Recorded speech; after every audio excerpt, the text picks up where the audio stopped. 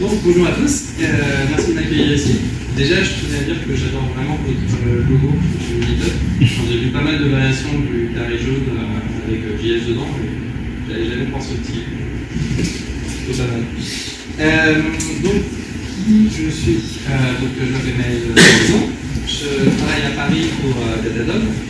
Je suis appelé sur Twitter et j'ai rejoint le projet Yarn en 2017, en février 2017, donc 6 mois environ après qu'il était commencé, quand j'ai rejoint Facebook. J'ai rejoint l'équipe Front-End Platform qui était grosso modo en charge de tous les outils de développement que nos équipes JavaScript utilisaient.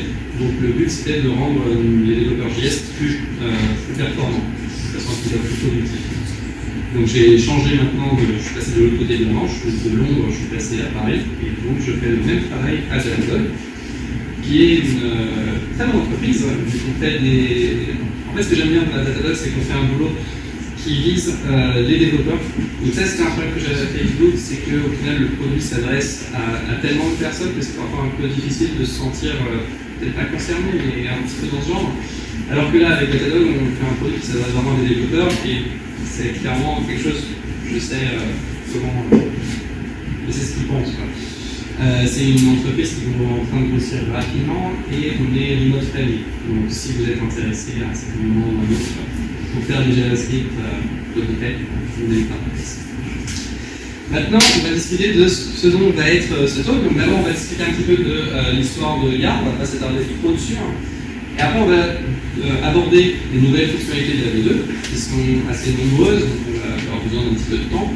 On va discuter des prémices, on va revenir dessus.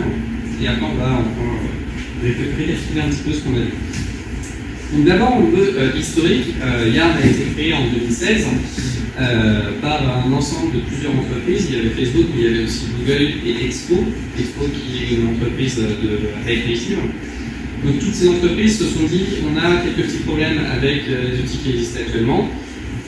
Est-ce que ça ne vaudrait pas le coup d'essayer de faire quelque chose de similaire pour que ce soit compatible avec nos architectures, mais suffisamment différent pour qu'on puisse faire des trade-offs différents et donc tenter de retrouver d'autres solutions que celle-ci.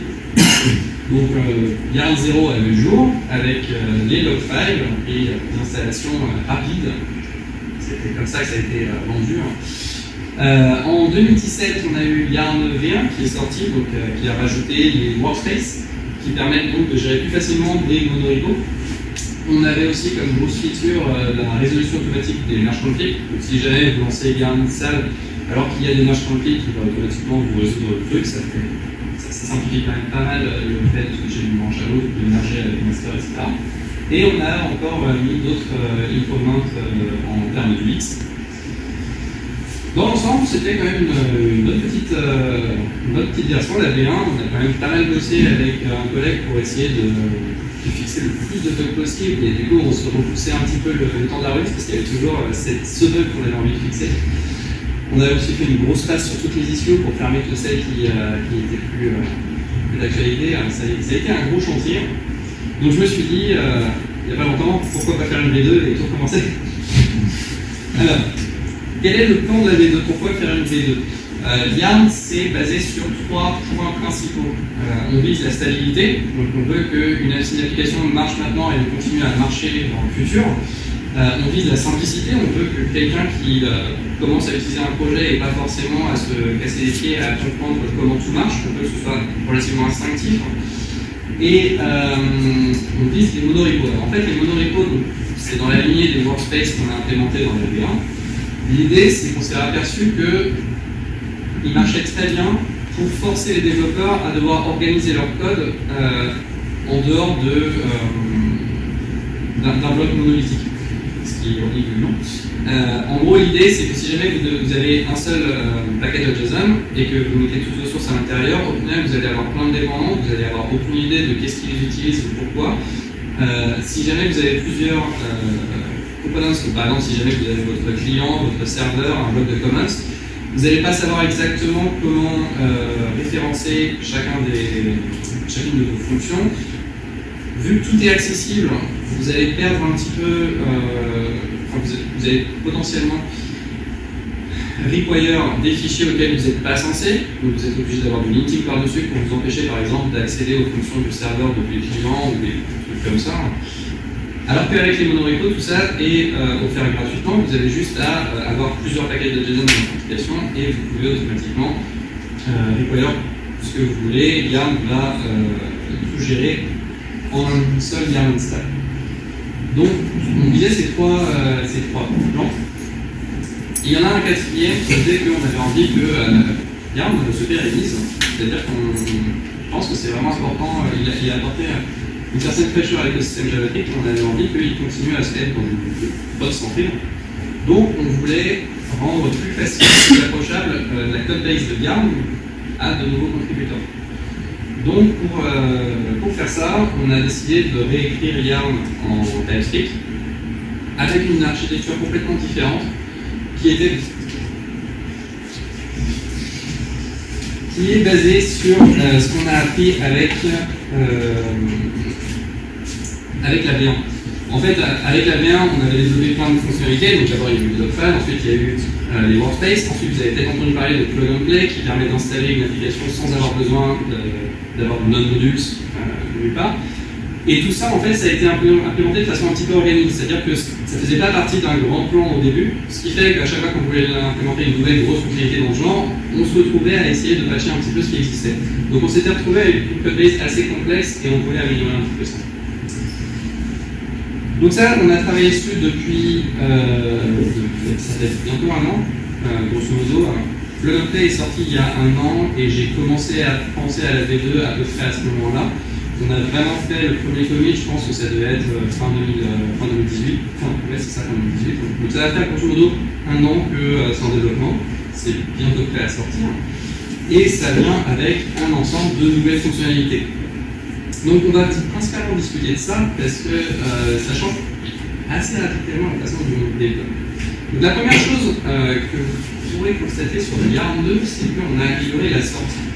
Vous vous souvenez sûrement que Yarn a des emojis, et c'est cool parce que c'est mignon et tout, c'est friendly. Ceci dit, on pense qu'une CRS devrait être deux choses. La première, c'est pratique. Ça ne devrait pas y avoir à lutter pour trouver des informations dans l'output. Et la deuxième, c'est que ça devrait mettre en valeur les informations importantes. Donc par exemple, le problème avec les emojis, c'est que oui, c'est mignon, mais au final, ça n'a pas forcément d'intérêt particulier, c'est assez différent. À part voir que sur les différentes steps de l'exécution, ça n'apporte pas de plus-value. Par contre, on pourrait mettre en valeur justement les composants importants de l'install. Donc voici l'output qu'on a actuellement. Vous pouvez voir plusieurs choses sur ce screenshot. Déjà, le premier, c'est que les noms des paquets sont highlightés. Les scopes sont highlightés d'une couleur différente, donc c'est plus facile de savoir en un clin d'œil quels sont les paquets qui sont affectés par les messages d'erreur ou les messages de log. C'est aussi plus facile de faire la distinction entre les versions et les ranges, qui sont aussi de couleurs différentes. Et un point qui est particulièrement important, c'est que chacun des messages que Yarn a dans les deux ont ce code qui est complètement à gauche. Vous pouvez voir YN0002. L'intérêt de ça, c'est que si à un moment vous avez un problème, par exemple, si vous ne comprenez pas ce que ça signifie que list be strict but is still be explicitly disabled. Moi, je viens d'arriver dans Yarn, j'ai oublié ce que ça veut dire. Donc, ce que vous pouvez faire, c'est juste prendre le code, faire un copier-coller sur Google, et là, vous tomberez sur la nouvelle documentation qu'on est en train d'écrire, qui liste donc ce message d'erreur et qui explique en détail pourquoi est-ce qu'il apparaît, comment le corriger si vous avez, si c'est un problème pour vous. Donc, ça donne vraiment une meilleure habilité à nos utilisateurs de se débloquer par eux-mêmes sans avoir à ouvrir une issue sur notre repository, attendre qu'on réponde pour dire oui c'est normal, c'est parce que ceci. Nous ça nous fait perdre énormément de temps parce qu'on est obligé de répéter la même chose, et vous ça vous fait perdre du temps parce que vous êtes bloqué sur vous. De la même façon, les messages d'erreur sont logués de façon beaucoup plus différente, donc vous avez le jaune ou le bleu ou le rouge en fonction du statut. Ça permet aussi d'avoir une meilleure compréhension en un clin d'œil de à quel moment ça a foiré. Une autre fonctionnalité qu'on est en train de développer, enfin qui a déjà été développée en fait, c'est Publish Config. Alors Publish Config, en fait, l'idée, c'est que dans un monorepo, c'est sympa parce que vous avez plusieurs packages qui font partie du même arbre d'installation. Le problème, c'est que les sources en développement aujourd'hui plus que jamais, ce ne sont pas les mêmes que celles que vous allez publier. Par exemple, dans vos sources de développement, vous allez avoir du JavaScript, alors que ce que vous allez publier, ça va être transpilé en JavaScript ES5. Donc, le problème, c'est que si jamais vous mettez dans votre champ main, dans le package.json, vos sources TypeScript, les personnes qui vont installer votre package ne pourront pas l'utiliser parce que ça pointe vers un fichier TypeScript. Et de la même façon, si vous pointez vers un fichier .js dans votre champ main de votre package de Monorico, vous serez obligé à chaque fois de régénérer ce fichier JavaScript depuis vos sources TypeScript à chaque fois que vous allez vouloir l'utiliser. Or, vu que vous êtes dans un monorepo, l'un des principaux intérêts, c'est justement que si vous utilisez un workspace, vous avez le code le plus faible possible.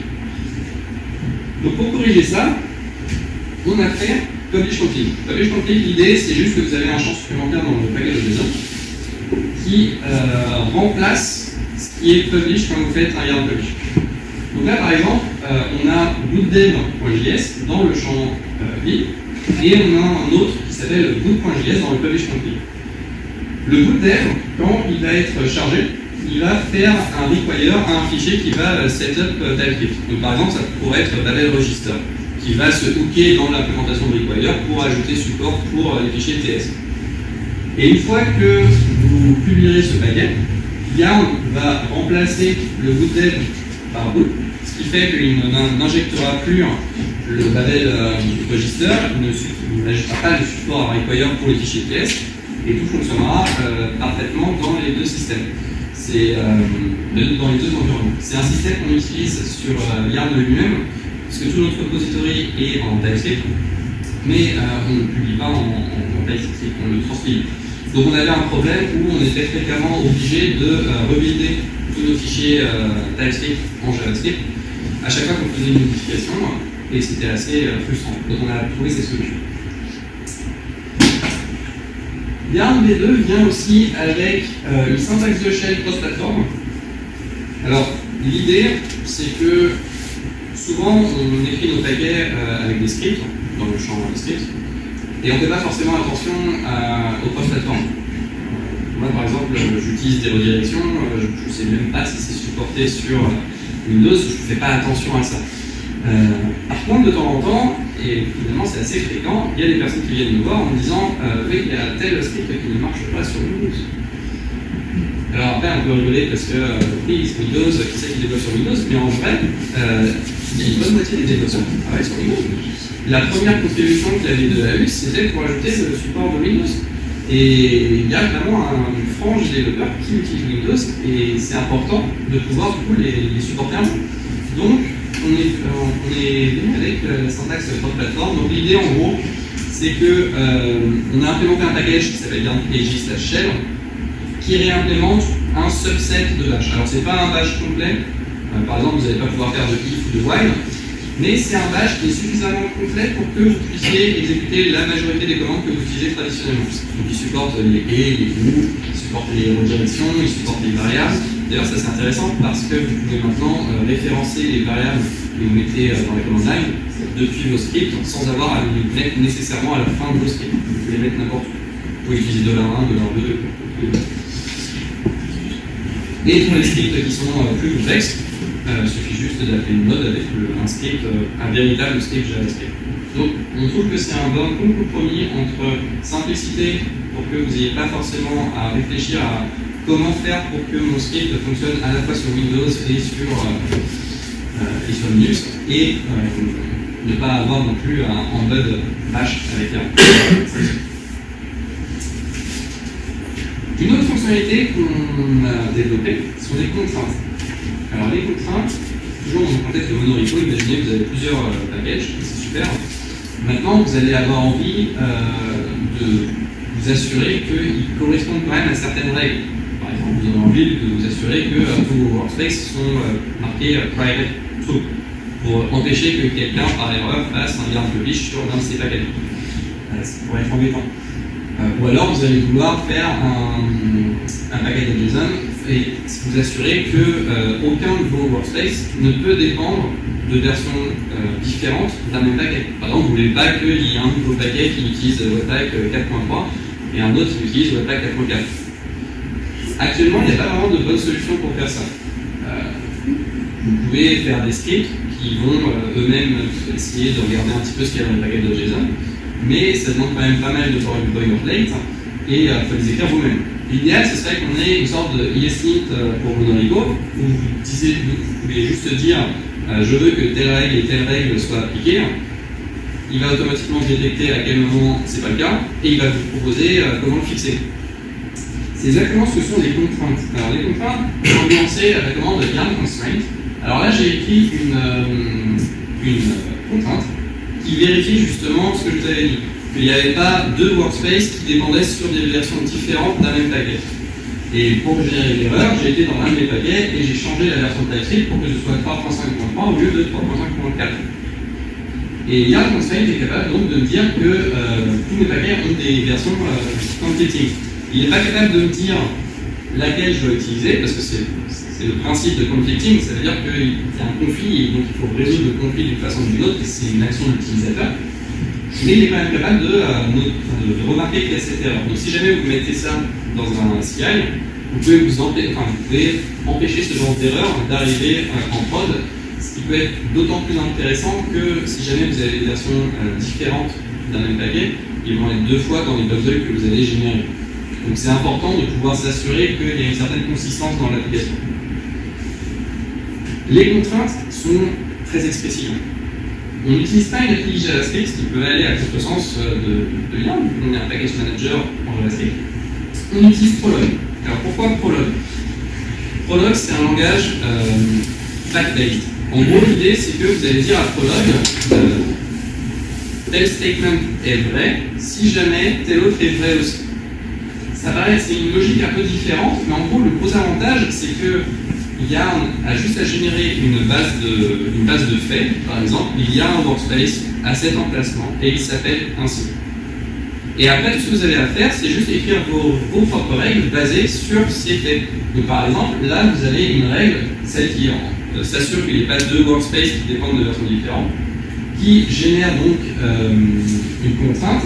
Si jamais il y a un workspace qui a la dépendance indiquée, et qu'il y a un autre workspace qui a la même dépendance indiquée, et que ce n'est pas des dependencies, alors ça veut dire qu'il faut renforcer qu'elle soit la même version.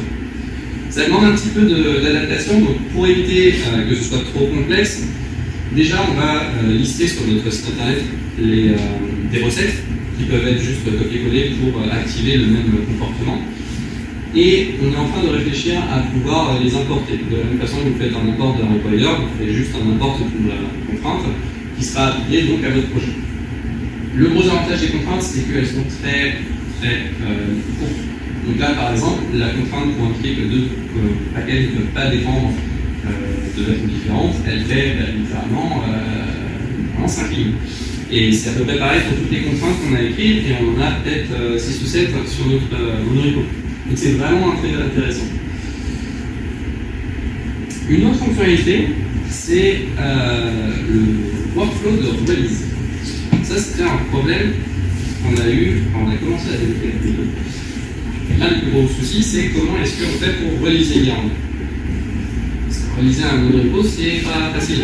Vous avez Lerna qui offre un petit peu des outils pour simplifier ça, mais ça reste pas la panacée. Lerna, vous pouvez par exemple lui dire que vous voulez upgrader tous les paquets de votre monorepo et il va le faire et il va tout publier, mais du coup ça veut dire que vous avez besoin de tout release à chaque fois que vous faites une modification dans l'un de vos paquets. Ou alors vous avez le mode qui vous permet de détecter quels sont les packages qui ont été modifiés et d'essayer de n'upgrader que cela, mais ça fait que vous êtes un petit peu à la merci de Lerna et de sa logique interne et que c'est difficile d'avoir un véritable contrôle sur ce qui va se passer. En plus il y a plein d'options. Il faut savoir ce que font ces options, pourquoi est-ce qu'il faut en utiliser certaines, pourquoi il ne faut pas en utiliser d'autres. Ça rend un truc assez complexe justement pour commencer un monorepo. Vous avez Semantic Commits qui permet donc de définir tel commit qui fait un changement mineur ou majeur ou patch. Mais le problème c'est que dans un contexte de monorepo, encore une fois, vous avez plusieurs paquets et un commit ça peut modifier plusieurs paquets de votre monorepo. Donc Semantic Commits ne peuvent pas encoder les informations de la veille de tous ces packages. Donc, on a implémenté Yarn Version Check. Alors, Yarn Version Check, il a une logique où il va détecter quels sont tous les changements qu'il y a sur la branche actuelle par rapport à master. Il va lister les fichiers, Et basé sur ces fichiers-là, il va voir à quel workspace ils appartiennent. Donc là, par exemple, il est capable de me dire j'ai modifié yarn.pkg shell source index.ps. Donc ça veut dire que le package yarn.pkg shell a été modifié. Mais tu n'as pas mentionné si jamais il doit être relisé à nouveau ou pas. Donc il y a probablement une erreur. Le gros intérêt de ce workflow, c'est que vous pouvez le mettre dans votre CI.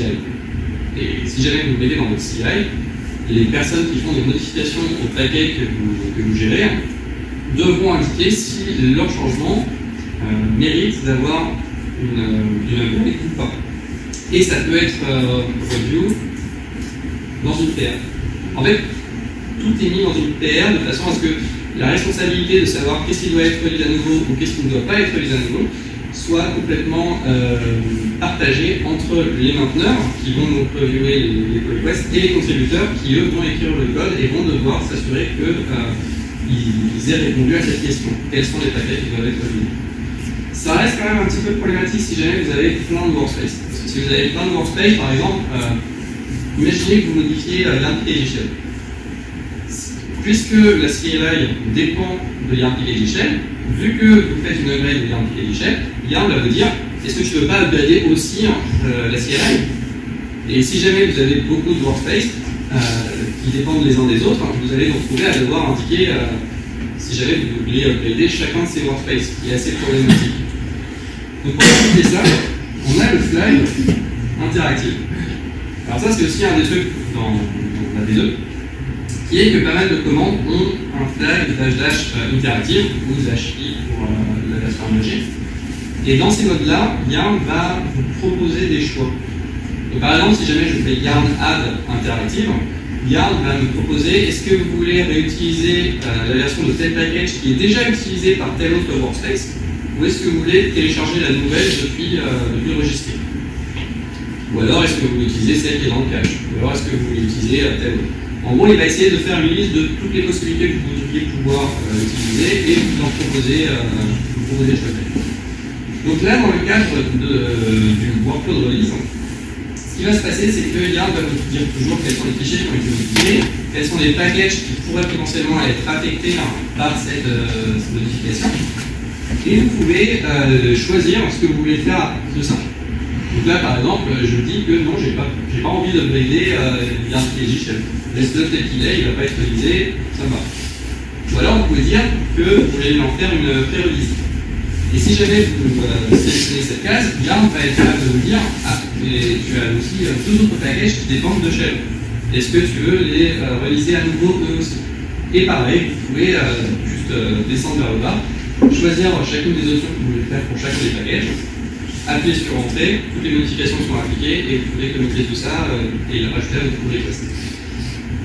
Donc ça simplifie pas mal la release, puisque encore une fois, la responsabilité est partagée entre les mainteneurs et les contributeurs. Les contributeurs font le version check -i, s'assurent que tout passe sur le CI, les mainteneurs vérifient si ça fait sens par rapport à la pull request. Une autre fonctionnalité, c'est alors toujours plug and play, sauf que cette fois-ci on l'a étendu avec zipload. Alors qu'est-ce que ça veut dire zipload? Ça veut dire ce que le nom dit, c'est-à-dire qu'on charge les zips. En gros, l'idée c'est que avec plug and play, on a un dossier d'installation flat, c'est-à-dire qu'avant on avait le dossier de modules dans lequel les packages sont installés sous forme de barre. Et dans le meilleur des cas, Yarn est capable de dire ah, alors vu que ici tu utilises tel paquet et qu'il n'est pas utilisé par le parent, je peux prendre le paquet et le mettre dans le parent. Et ça a marché avec la réduction des non-modules. Bon, ça avait plein de problèmes.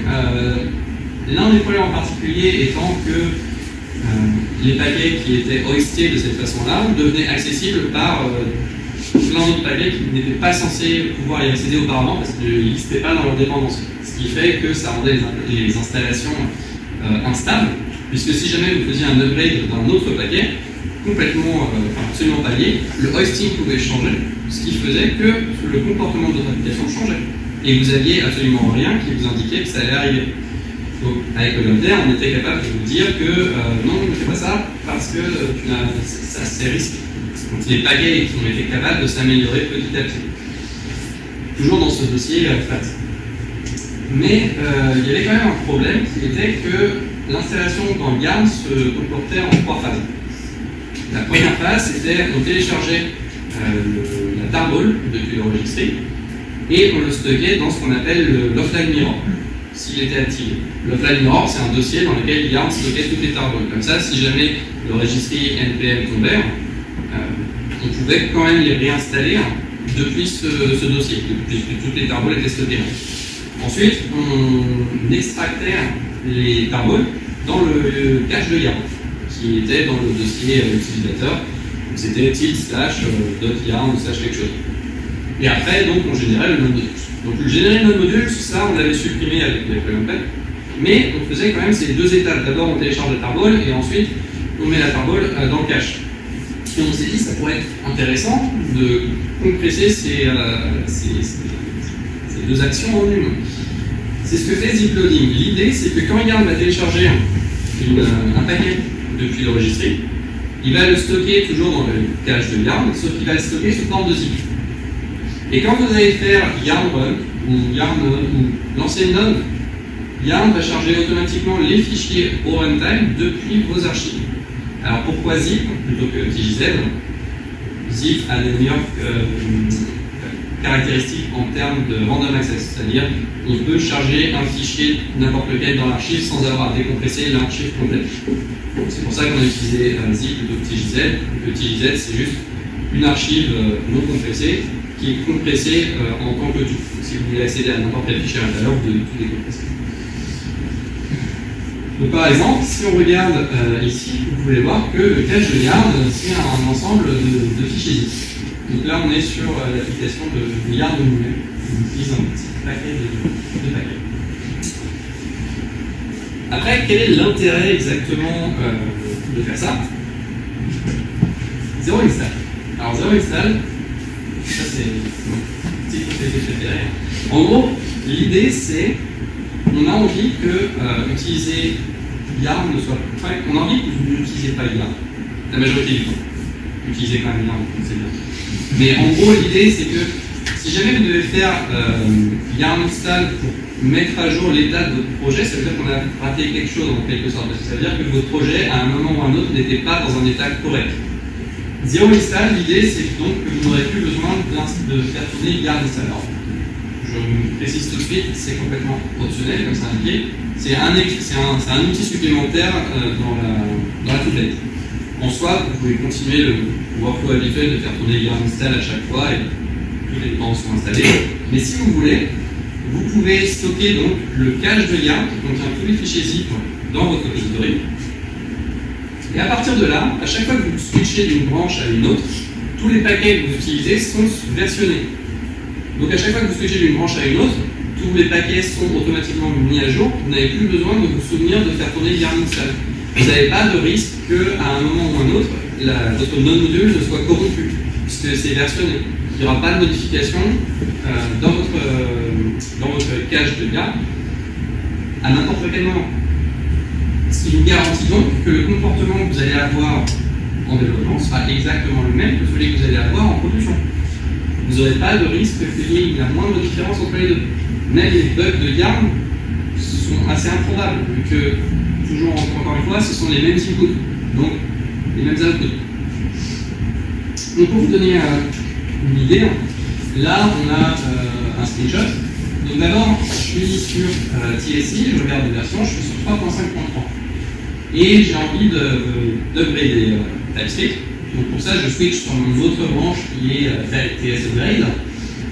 Et vu que j'utilise Zero Install, si jamais je fais tourner Yarn TSI version, il va automatiquement s'être mis à jour à 3.6.2. Et quand je retourne sur ma branche master plus tard, je suis encore sur mon 3.5.3. Alors, un gros avantage avec ça, c'est particulièrement qu'avec VS Code, vous avez donc cette extension GitHub, c'est particulièrement par les commandes. Vous avez cette extension GitHub qui vous permet de voir toutes les pull requests qui sont ouvertes sur un projet, faire clic droit, check out la pull request. Avec ce workflow-là, j'ai plus du tout à me soucier. Ah non, il va falloir que j'abandonne mon travail en cours et qu'il va falloir que je fasse tourner Yarn install et après que je le refasse tourner une fois que je repasse sur ma feature. Vu que tout est dans le repository, je switch d'une branche à une autre sans avoir à me soucier rajoute de l'état de nouveau. Donc ça fait beaucoup de features, tout ça, ce qu'on a vu. On a déjà une demi-heure. Après, la question qu'on s'est posée, c'est est-ce que tout devrait être inclus dans Yarn par défaut? Ça, c'est l'un des problèmes vraiment qu'on a eu, parce que à chaque fois qu'on veut faire une expérimentation, on était obligé de distribuer dans la V1 et de l'inclure directement dans Yarn. Et après, si jamais les gens commençaient à l'utiliser, ben, ça devenait difficile pour nous de le retirer, même si c'était expérimental. Ou inversement, c'était vraiment difficile pour nous de faire des expérimentations. Inversement, si jamais quelqu'un d'autre qui venait de la communauté voulait implémenter une fonctionnalité dans Yarn, on ne pouvait pas vraiment lui dire non, on va d'abord attendre de voir si ça marche. Puisque, on vérifiait que les tests se passaient évidemment, mais on ne pouvait pas vérifier que ça répondait vraiment à un besoin de beaucoup d'utilisateurs. On était obligé de le merger et après voir si les gens l'utilisent. Ce qui fait qu'il y a a plusieurs fonctionnalités qui sont utilisées, mais pas dans des commandes, ça à la rigueur, mais aussi par exemple en lui donnant la possibilité de fetcher des packages depuis d'autres sources. Donc si jamais vous voulez faire par exemple un remplacement au logiciel NPM qui utilise ITFS, avec le système de plugin, vous pouvez le faire. Vous pouvez juste remplacer le fetcher qui va les télécharger depuis le logiciel NPM.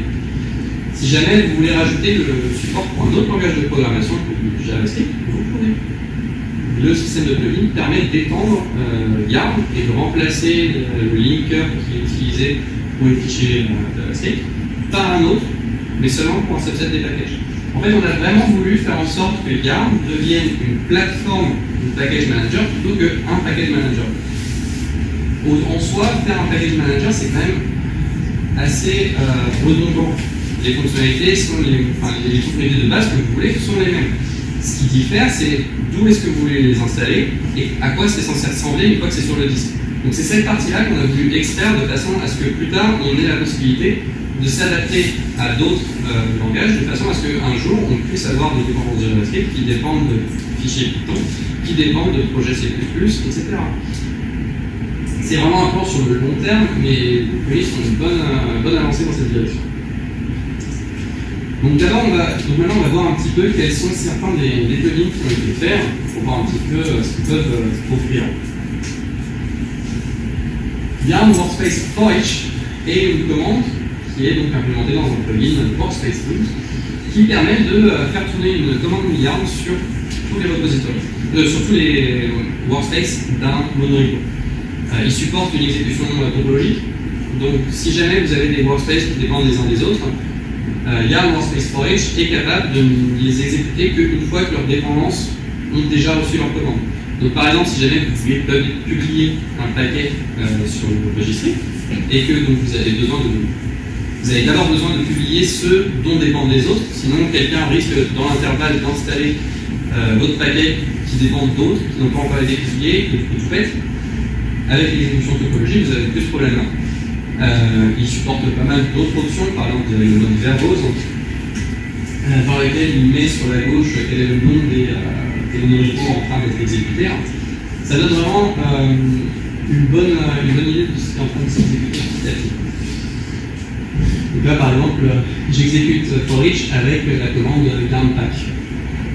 Raven, comme ça il ne génère pas les fichiers, il fait juste afficher ce qui aurait été dans l'archive si elle avait été générée. Un autre plugin qui a été fait, et cette fois-ci ça a été fait par un contributeur externe, c'était Duplicate.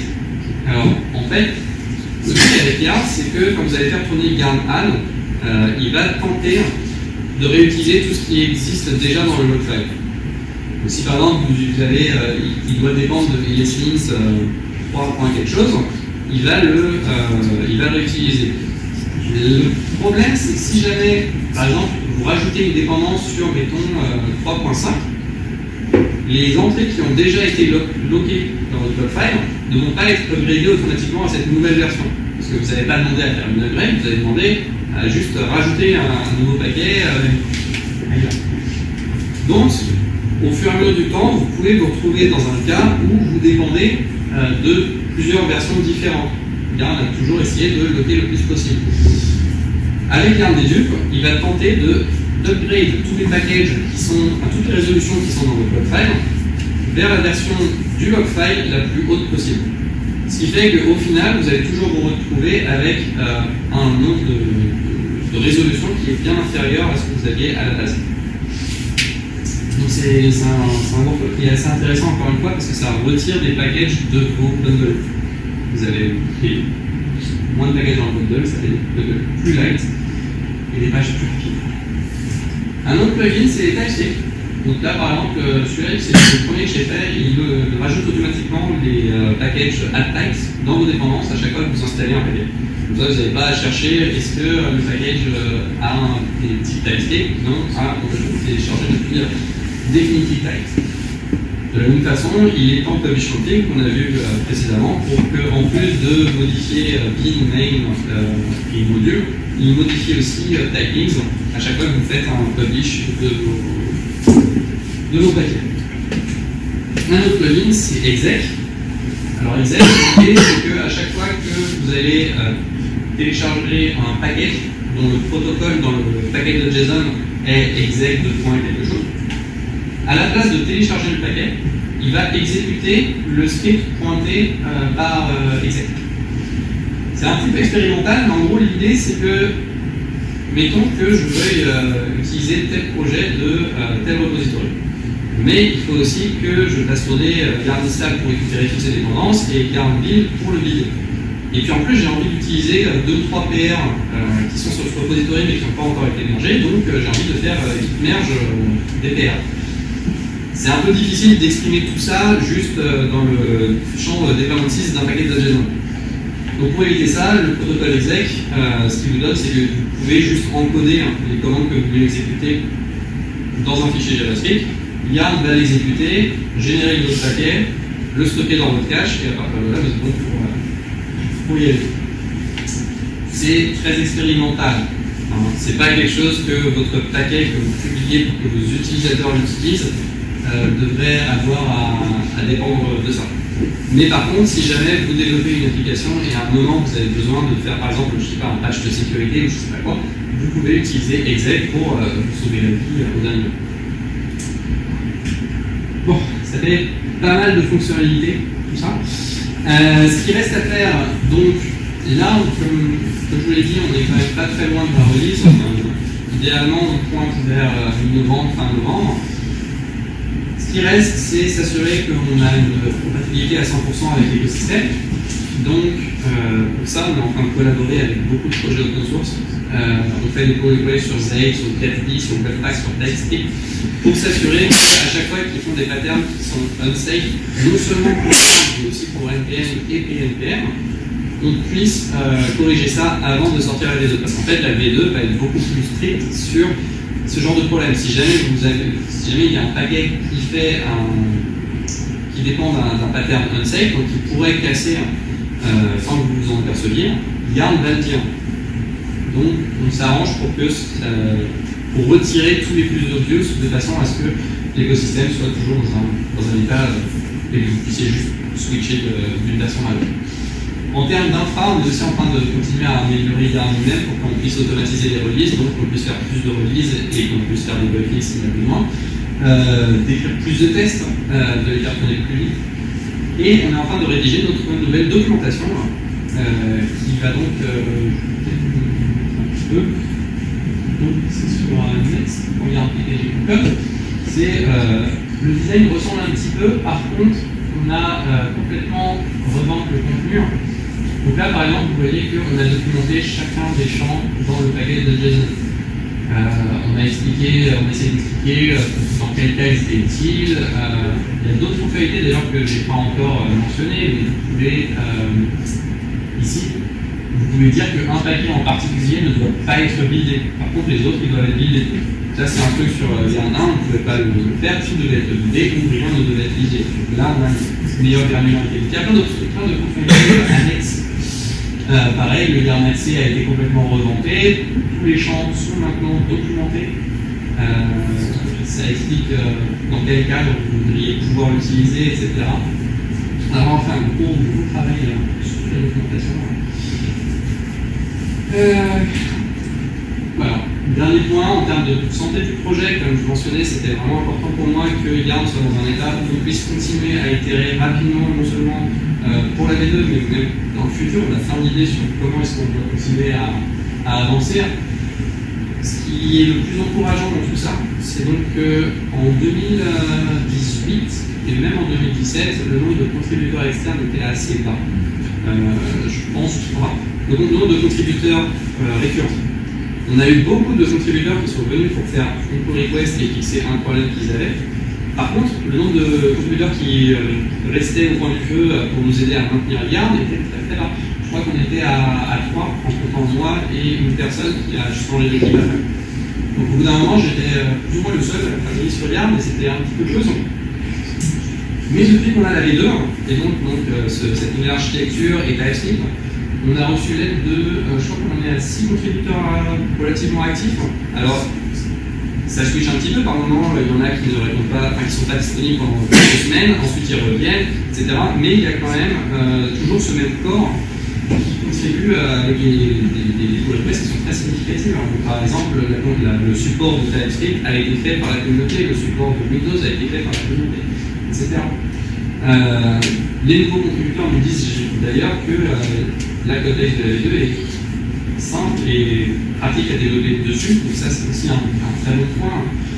On est en train de discuter un petit peu de comment soutenir le projet sur le long terme d'un point de vue financier, puisque ça demande énormément de temps de travailler sur un projet de sauvegarde. NPM est une entreprise, ils ont reçu de l'argent de VC, ils ont un intérêt financier à ce que vous utilisez, nous on n'en a pas. On fait ça, dans mon cas j'ai beaucoup de chance parce que d'abord j'ai pu travailler en partie dessus pendant mon temps à résoudre, et depuis que j'ai rejoint Datadog, je peux continuer à travailler dessus en partie sur mon temps de travail, parce que ça fait partie des façons que je vois d'améliorer le quotidien d'être un développeur JavaScript. Donc ça améliore notre infrastructure interne à Datadog, précédemment à Facebook. Mais ça fait quand même énormément de travail à faire, notamment en After Hours. Donc on est un peu en train de réfléchir à est-ce qu'on pourrait trouver une solution pour que le travail des mainteneurs, et c'est pas seulement moi, mais c'est aussi les personnes que j'ai mentionnées, soit plus reconnu que ce qu'il est actuellement. En général, c'est un sujet qui revient de plus en plus dans l'open source. Et vous avez probablement entendu parler il n'y a pas si longtemps de Standard qui a commencé à mettre des publicités dans son paquet. Il y a eu un énorme drama qui s'est lancé sur ça. Il est revenu sur sa décision, mais ceci, il avait plutôt raison sur un point, c'est-à-dire qu'être un développeur open source, c'est très dur. On a assez peu de reconnaissance, et par contre, on a de grosses responsabilités sur les épaules. Donc on réfléchit un peu à ça. Voilà, je vous remercie, j'espère que ça dure plus longtemps que ce que j'avais prévu, j'espère que vous n'êtes pas trop ennuyés. N'hésitez pas à poser vos questions, c'est le moment, on a encore du temps. Déjà, merci.